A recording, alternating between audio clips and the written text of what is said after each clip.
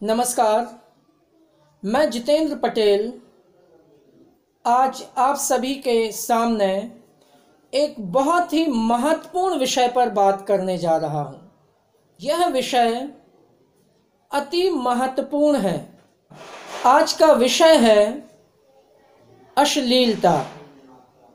आज के परिदृश्य में राजीव भाई के नाम के साथ अश्लीलता किस तरह परोसी जा रही है, मैं इस पर आप सभी के सामने अपना विचार, अपना दृष्टिकोण रखना चाहूँगा। सभी से निवेदन है कि वीडियो को पूरा सुनें, पूरा देखें। देखने के बाद आप कमेंट बॉक्स में अपनी प्रतिक्रियाएं अवश्य दें। मेरे YouTube चैनल को सब्सक्राइब करना हो तो सब्सक्राइब करें, अन्यथा इसकी आवश्यकता नहीं है। बस बात अच्छी लगे तो उस पर अमल करिएगा, उस पर मनन करिएगा और अन्य लोगों तक भी पहुंचाने का कष्ट करें। आइए हम इस बात आज के विषय की शुरुआत राजीव जी के एक छोटे से व्याख्यान की क्लिप से करते हैं। अंग्रेजों ने हमको चारित्रिक रूप से और नैतिक रूप से गिराने के लिए जो बहुत सारे काम किए, उनमें से एक काम और किया। अश्लीलता को इस देश में अंग्रेजों ने बहुत फैलाया और बहुत बढ़ावा दिया।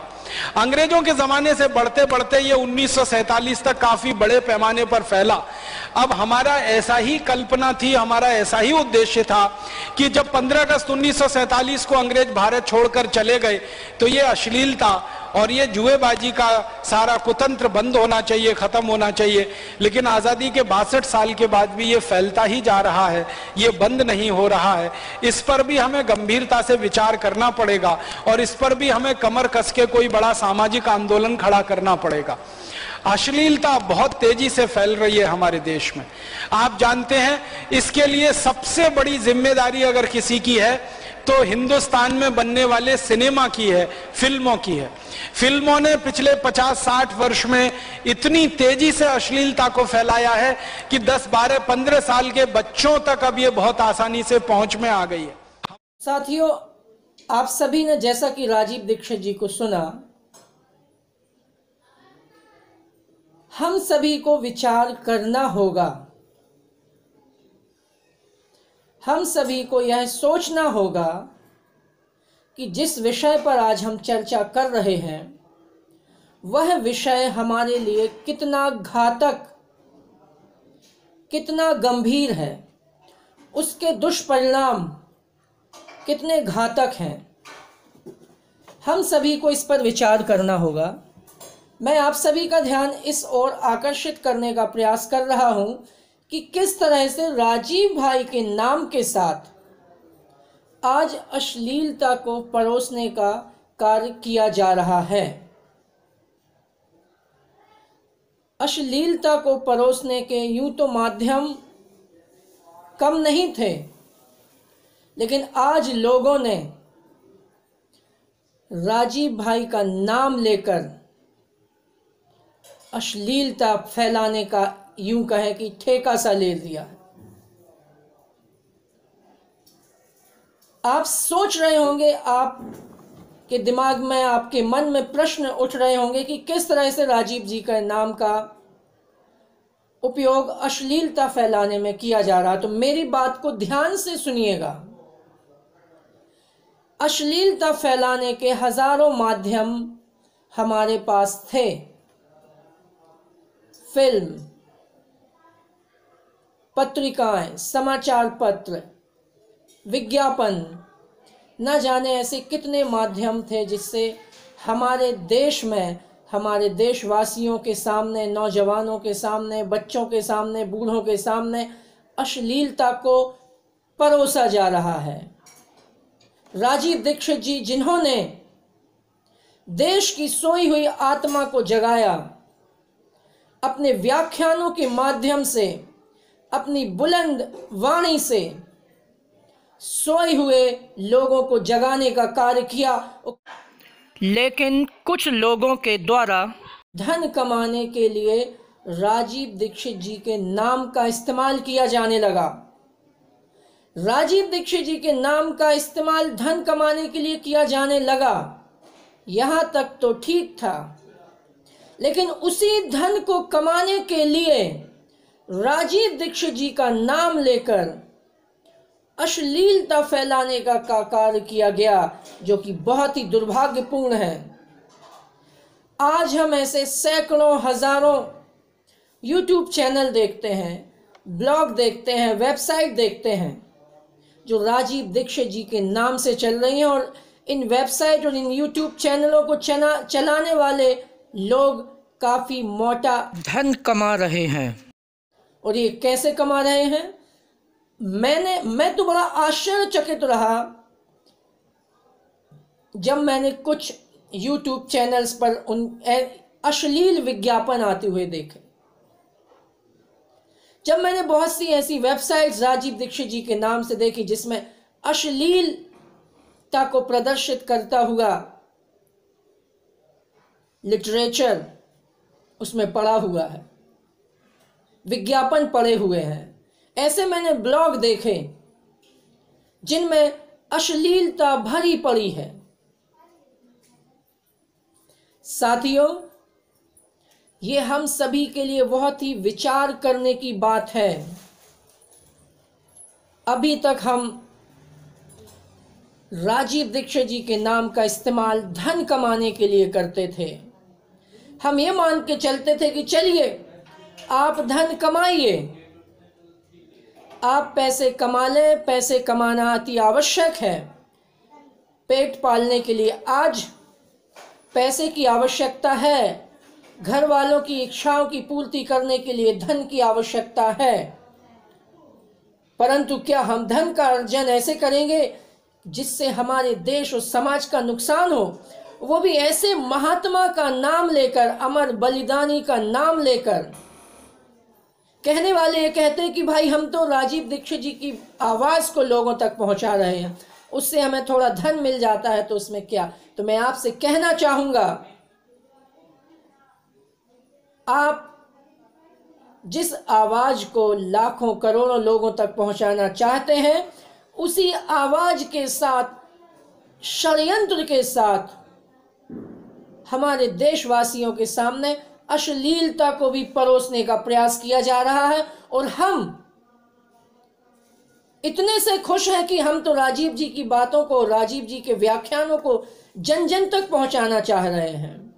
अगर आपका लक्ष्य राजीव जी के व्याख्यानों को, राजीव जी की बातों को जन जन तक पहुंचाने का है, तो आपका लक्ष्य निस्वार्थपूर्ण होना चाहिए। मैं मानता हूं कि धन की आवश्यकता हमें पड़ती है, लेकिन ऐसे धन की आवश्यकता नहीं पड़ती जिससे हमारे देश और समाज में बुराइयां पैदा हों। राजीव जी के व्याख्यानों को आप लोगों तक पहुंचाते हैं, ये बहुत ही बड़ा और नेक कार्य आप कर रहे हैं, लेकिन उस नेक कार्य के माध्यम से यदि हमारे देश के नौजवानों, बच्चों, युवाओं के सामने यदि अश्लील विज्ञापन जाते हैं, तो आप समझ सकते हैं कि उन विज्ञापनों का क्या प्रभाव उनके मन मस्तिष्क पर पड़ता होगा। राजीव जी के व्याख्यान और अश्लीलता एक साथ नहीं चल सकती, ये हम सभी को समझना होगा। आप यदि अपने चैनलों के माध्यम से, अपने ब्लॉग के माध्यम से पैसा कमाना चाहते हैं तो हम इसमें आपका सहयोग करने तैयार हैं, लेकिन अश्लीलता फैलाकर आप पैसा कमाएं, ये हम सबके लिए दुर्भाग्य की बात है और शर्म की बात है कि हम एक ऐसे महान आत्मा का नाम का उपयोग पैसे और धन अर्जन के लिए कर रहे हैं, वो भी अश्लीलता फैलाकर। तो दोस्तों, मेरे साथियों, मैं आपकी भावनाओं की कद्र करता हूं और उनका सम्मान करता हूं। मैं समझ सकता हूं कि आप राजीव जी की बातों को जन जन तक पहुंचाना चाहते हैं, परंतु आपको थोड़ी सी मेहनत भी करनी होगी। आपको राम भरोसे नहीं बैठना हो बैठना चाहिए। अगर आप धन अर्जित करना चाहते तो धन भी अर्जित करिए, थोड़ी सी मेहनत कर लीजिए। और हम इन विदेशियों के एडवर्टाइजमेंट, विज्ञापन अपने चैनलों में क्यों दिखाएं? भाई आप किसी स्वदेशी भाई के कुछ उत्पादों का विज्ञापन कर दीजिए, उनसे आप चर्चा कर लीजिए कि भाई हम आप ये उत्पाद बना रहे हैं, आप ये कार्य कर रहे हैं, आपका मैं विज्ञापन अपने चैनल के माध्यम से कर दे रहा हूँ। मेरे चैनल में फला फला लोग हैं, इतने सारे लोग जुड़े हुए हैं, इतने सारे लोग देखते हैं, आपके उत्पाद का विज्ञापन होगा। और इस तरह से आप धन भी कमा लेंगे और राजीव जी के व्याख्यानों को जन जन तक पहुंचा देंगे। और आप इस तरह से एक तीर से दो निशाने लगाएंगे।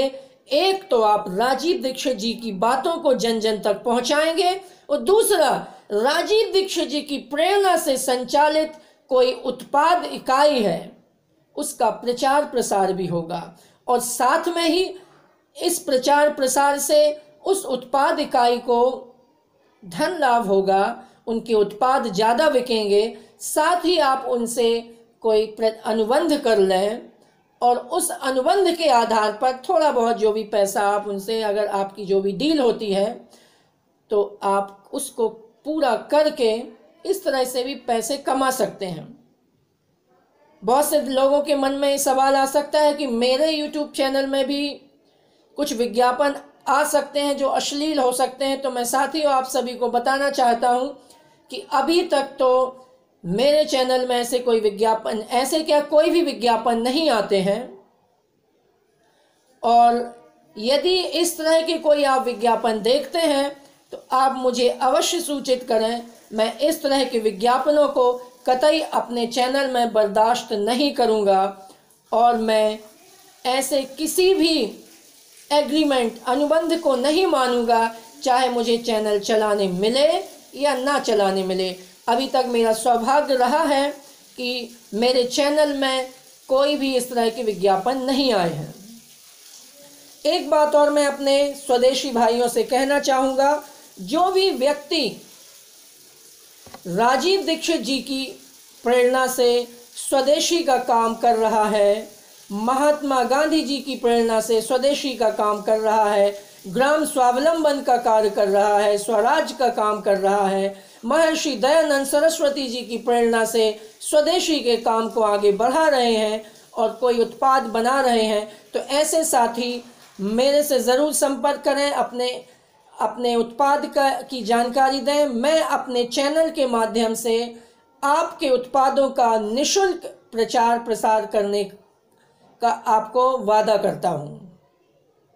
और ऐसी ही उम्मीद मैं YouTube पर बहुत सारे राजीव जी के नाम से चैनल चलाने वाले संचालकों से भी मैं ऐसी ही अपेक्षा और उम्मीद करता हूं कि वो भी हमारे स्वदेशी भाइयों के उत्पादों का प्रचार प्रसार अपने YouTube चैनल के माध्यम से करें।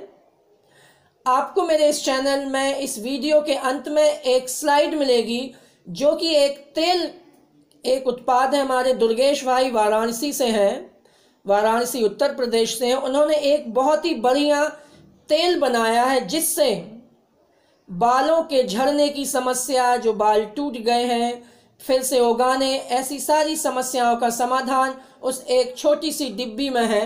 आपको एक स्लाइड इस वीडियो के अंत में देखने मिलेगी, वहाँ पर आपको दुर्गेश भाई का संपर्क सूत्र भी मिलेगा। उस तेल का इस्तेमाल मैं भी कर रहा हूँ। हम जयशंकर स्वदेशी जी उत्तर प्रदेश के वाराणसी जिले से ही हैं, जो पिछले सप्ताह जबलपुर से अपने गृह जिले वाराणसी जा रहे थे।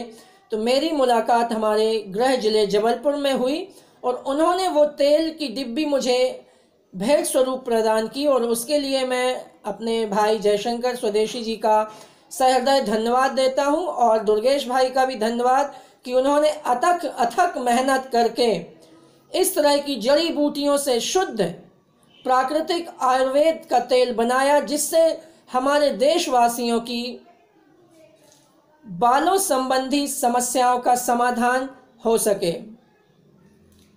इन्हीं शब्दों के साथ मैं अपनी वाणी को विराम दूंगा। जय हिंद।